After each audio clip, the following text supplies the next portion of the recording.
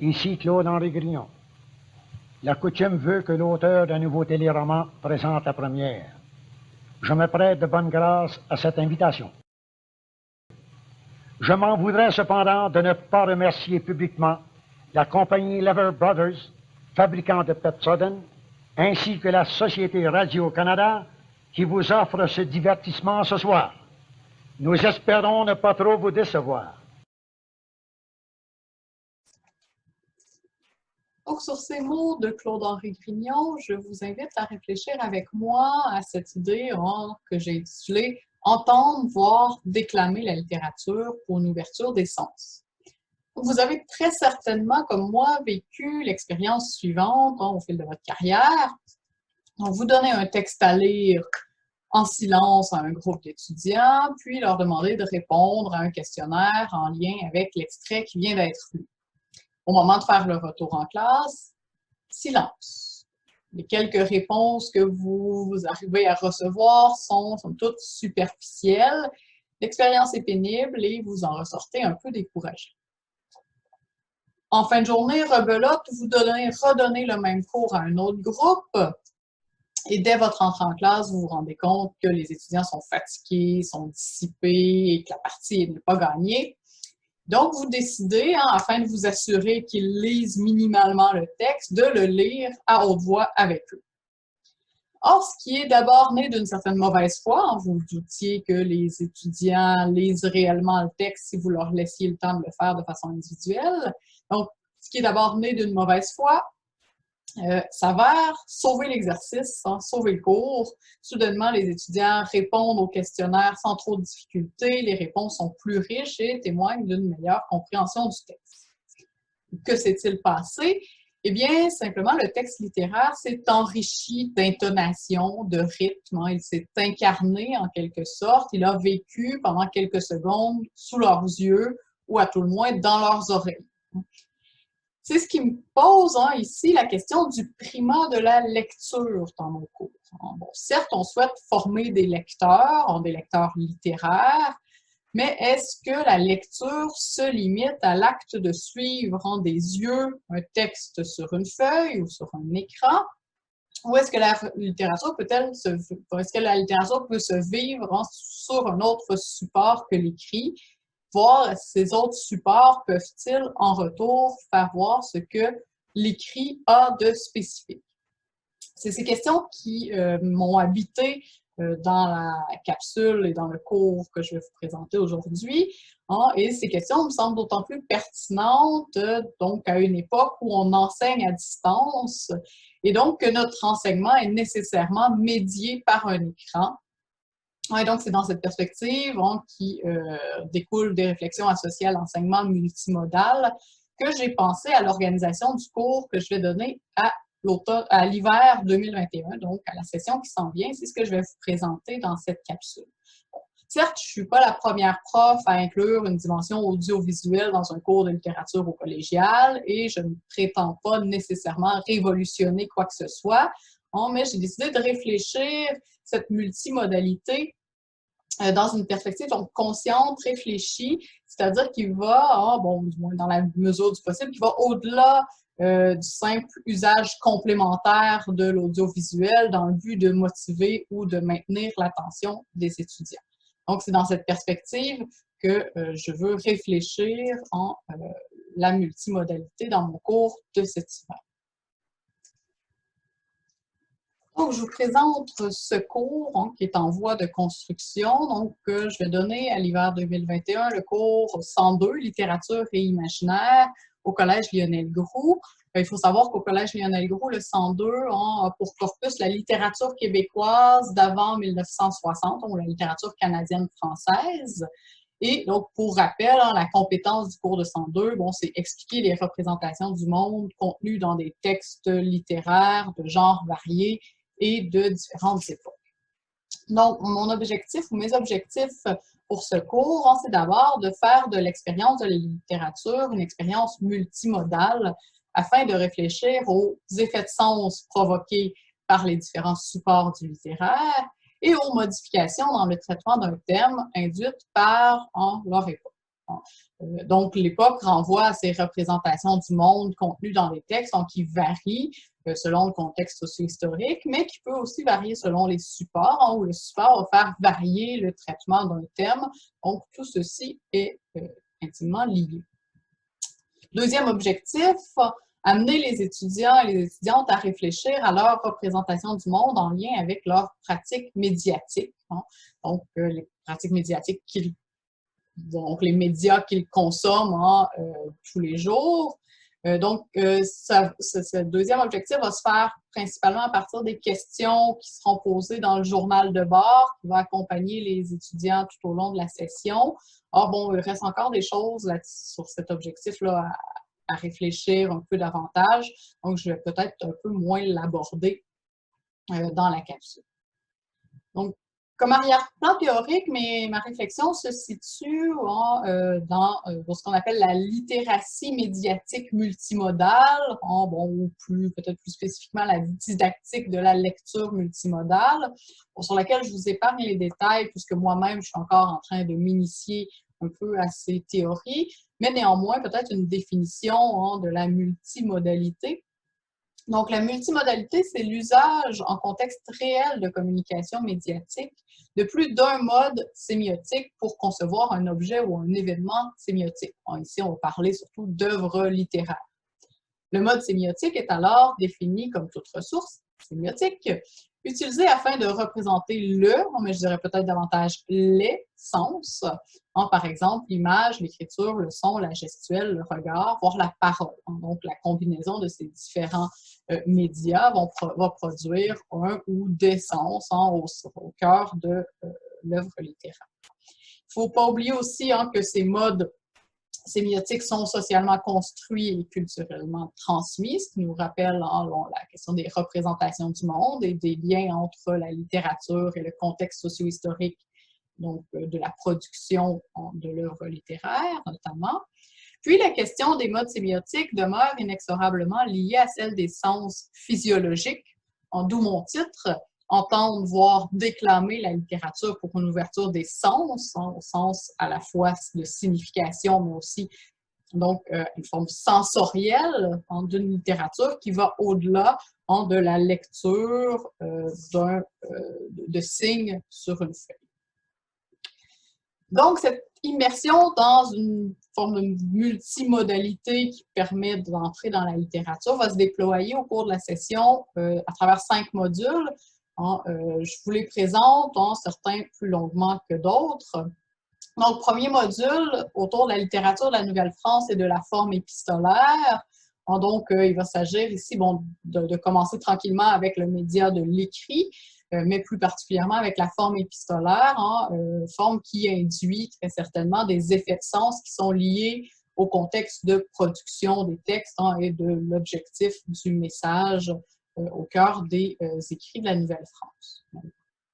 Premier module. Deuxième module, entre tradition orale et tradition livresque, avec l'influence d'un livre de Philippe Aubert de Gaspé-Fils, donc qui met en scène justement ce passage d'une société entre la tradition orale et la tradition livresque, et qui a pour particularité de contenir donc 2 légendes imbriquées qui permettent une mise en scène dans le roman de la tradition orale. Donc, une de ces légendes-là, c'est L'étranger, mieux connu sous le nom de Rose la Tulipe. Et donc, ça va être l'occasion d'inclure la dimension audio, donc avec la chanson, en faisant comparer la version de L'étranger d'Aubert de Gaspé-Fils à la version de Rose la Tulipe, donc des 2 chansons, une chanson de Mes Aïeux et une chanson du groupe hip-hop Acrophone. Donc, 2 chansons contemporaines des années 2000, fin des années 90. Et donc là, ici, il s'agira plutôt d'un traitement assez traditionnel de la comparaison d'un même thème à différentes époques, dans différents médias, mais aussi dans différents styles, puisque de la chanson traditionnelle de Mes Aïeux au hip-hop d'Acrophone, il y a aussi une dimension, une différence de style qui est intéressante à étudier. Troisième module, donc on retrouve Claude-Henri Grignon et Un homme et son péché, qui me semble être un incontournable quand on parle des liens entre littérature et médias. Donc, un roman sous toutes ses formes. Donc, ça sera l'occasion ici de plonger dans la radio, la télé, voir la bande dessinée avec le Séraphin illustré. Or, dans ce module, il va s'agir moins d'insister sur les différences entre les médias, ou bon, les spécificités des médias, mais dans le but de faire ressortir la spécificité du média écrit. Donc, la spécificité de la littérature écrite, puisqu'on est, avec Un homme et son péché, dans un roman plutôt psychologique, et donc on est dans une forme qui est peut-être plus propre à l'écrit, malgré les différentes versions audiovisuelles qui ont été faites de ce roman. Donc, ce sera d'interroger les spécificités des divers médias, mais tout en insistant sur la spécificité du média écrit. Et ça va se faire notamment à travers une contribution au journal de bord, où les étudiants seront amenés à répondre à cette question. Donc, quelle scène du roman est, selon vous, la plus propice à une adaptation audio, peut-être une scène où il y a des dialogues, où il y a des bruits, à une adaptation visuelle fixe, comme une case de bande dessinée, peut-être une scène où il y a beaucoup de détails, de descriptions, à une adaptation visuelle mobile, comme dans un film ou dans un téléroman, donc une scène où il y a peut-être plus d'action ou de mouvement, et laquelle, au contraire, souffrirait le plus d'une adaptation dans un autre média que l'écrit. Donc, quelle scène est particulièrement intéressante parce qu'elle est écrite, parce qu'elle donne accès, par exemple, au passé des personnages, etc. Dans ce module, on va aussi s'intéresser ou réfléchir à la question de l'héritage culturel ou de l'héritage littéraire du passé, qui persiste au présent, donc puisqu'Un homme et son péché, à travers ces différentes adaptations, a une certaine prégnance, donc non pas tant insister sur les différences entre les diverses versions, mais insister sur cette prégnance d'un thème et d'un personnage, Séraphin, qui est entré dans l'imaginaire québécois et même jusque dans le dictionnaire sous la forme d'une antonomase.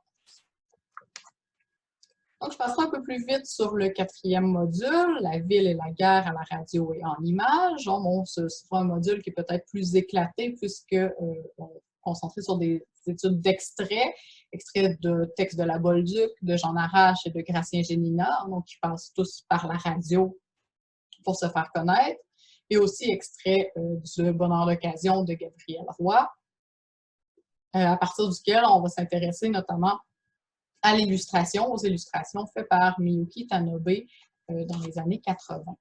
Et donc, c'est dans ce module que j'aimerais, une fois qu'on a vu les spécificités des différents médias, qu'on a comparé des thèmes, j'aimerais amener les étudiants à utiliser ces réflexions-là pour réfléchir à leur propre représentation de la ville, mais aussi peut-être des classes sociales, de la pauvreté, donc de thèmes qu'on a travaillés dans les différents extraits, en lien avec leur pratique médiatique. Donc, je ne sais pas exactement encore quelle forme ou comment je vais articuler la question ou l'atelier, mais ça prendra la forme probablement d'une contribution au journal de bord. Donc, si vous avez des suggestions à ce sujet, je suis tout à fait ouverte à les prendre. Et enfin, donc, je m'arrêterai plus longuement sur le module 5 et sur le travail final qui va découler de tout cela. Donc, le module 5 va se pencher, on va revenir aux médias écrits, mais donc en réfléchissant le média écrit comme étant destiné à l'oral à travers deux formes, la conférence, à l'exemple de La peur de Jean-Charles Harvey, et le manifeste avec Refus global de Paul-Émile Borzua et compagnie. Donc, je vais fournir aux étudiants une version audio des deux textes, donc livre audio que j'aurai moi-même produit pour la circonstance. Et donc, il va s'agir de s'initier à la lecture d'essais, mais aussi à l'écriture essayistique, puisqu'eux-mêmes auront à rédiger un essai final et à réfléchir aux procédés d'écriture qui ont une incidence à l'oral, puisqu'ils auront eux aussi, comme je le ferai avec La peur et Refus global, à réciter, à déclamer ou à lire oralement leur essai final. Donc, je regarde avec vous les consignes que je fournirai aux étudiants pour cette évaluation finale sous forme d'essai. Peut-être dire que bon, il s'agit d'une version préliminaire, il y a peut-être des choses qui vont changer d'ici la fin de la session d'hiver, mais bon, cette activité qui est la rédaction d'un essai est en partie inspirée des activités qui ont été proposées par d'autres membres présents et futurs du LIREL, là, dont notamment Marie-Pierre Turcot et Karine Sellard. Or, il ne s'agit pas ici de rédiger un essai qui serait purement subjectif ou un essai majoritairement subjectif, mais bien un essai argumentatif, bien que je vais les inciter à avoir une part de subjectivité. Donc, un essai argumentatif qui servira de synthèse au cours, en remplacement, comme je le disais, d'un examen final traditionnel, mais qui devra donc témoigner un peu de cette capacité à revenir sur différents éléments du cours. Donc, le travail sera à faire, bon, bien sûr, à la maison, on est à distance, en équipe de 2 ou 3. Il me semble que ici, c'est intéressant de mettre les idées en commun, de développer une pensée aussi qui serait commune. Et donc, il y aura possibilité, bon, pendant une semaine, là, où ils auront à rédiger leur travail, de me rencontrer pour éclaircir tout ça, puisque ce n'est pas une activité qu'ils sont habitués de faire, ce n'est pas un genre, l'essai, auquel ils sont habitués de se consacrer. Donc, voilà. Consigne rédiger un essai synthèse argumentatif en fonction d'une de ces problématiques. Donc, je leur donne 2 choix. D'abord, rédiger une conférence selon le modèle de celle de Jean-Charles Harvey, dans laquelle vous vous appuierez sur votre propre expérience de lecture pour expliquer pourquoi il ne faut pas avoir peur de la littérature québécoise d'avant 1960. Je reprends ce thème de la peur de Jean-Charles Harvey.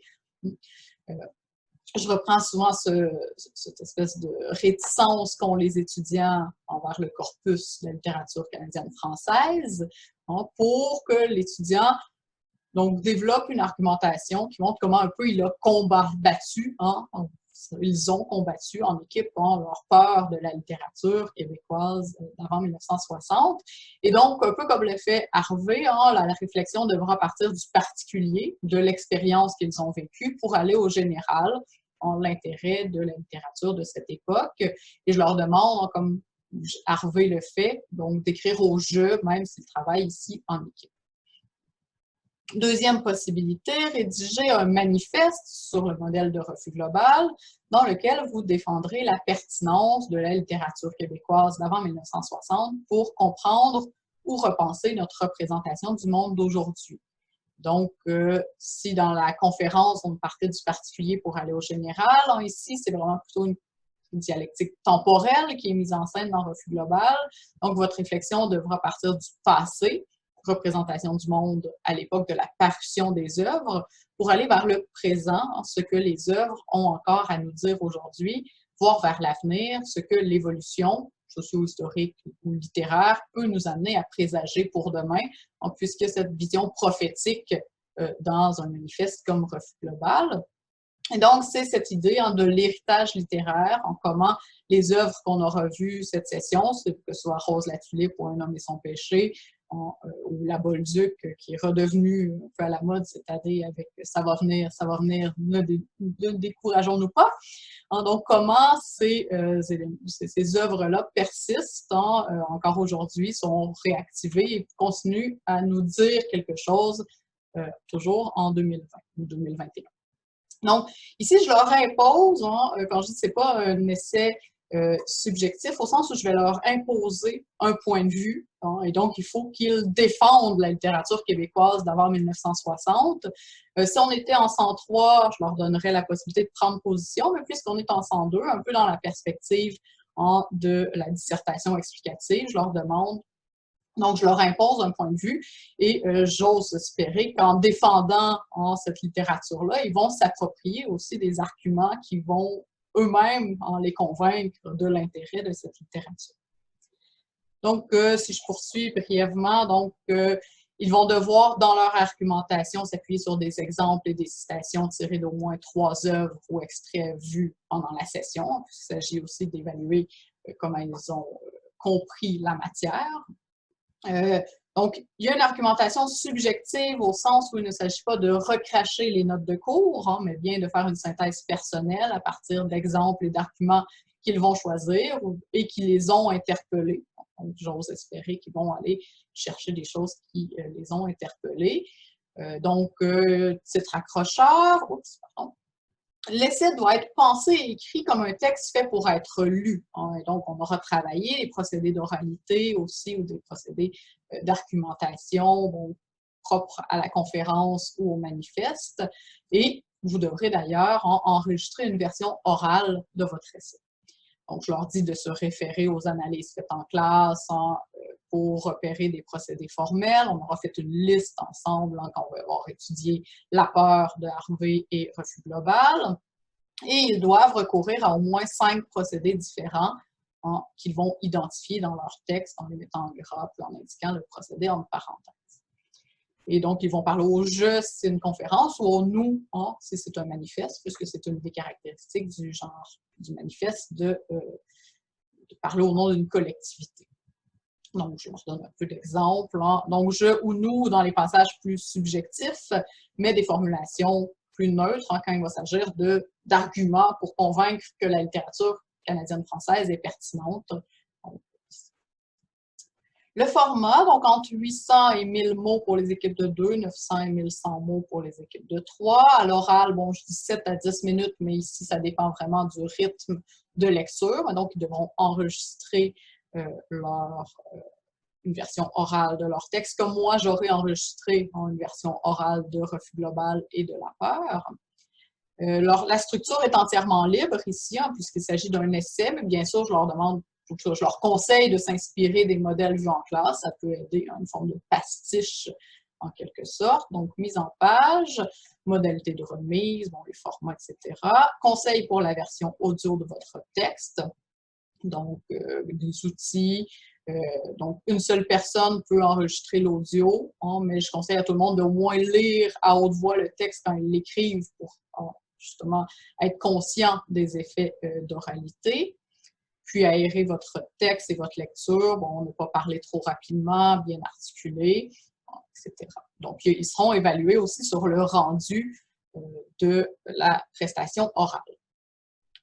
Donc, grille d'auto-évaluation de l'équipe, à la fois quelle note vous vous donneriez pour ce travail, mais aussi quelle note vous donnez à vos coéquipiers et coéquipières. Donc, des fois, dans les travaux d'équipe, surtout à distance, on aime bien savoir un peu qui a fait quoi pour éventuellement pénaliser ceux qui ont fait traîner un peu l'équipe et récompenser ceux qui ont été des leaders positifs dans ces équipes. Donc, pour ce faire, j'utilise une petite grille d'auto-évaluation qui me remet de façon individuelle et confidentielle.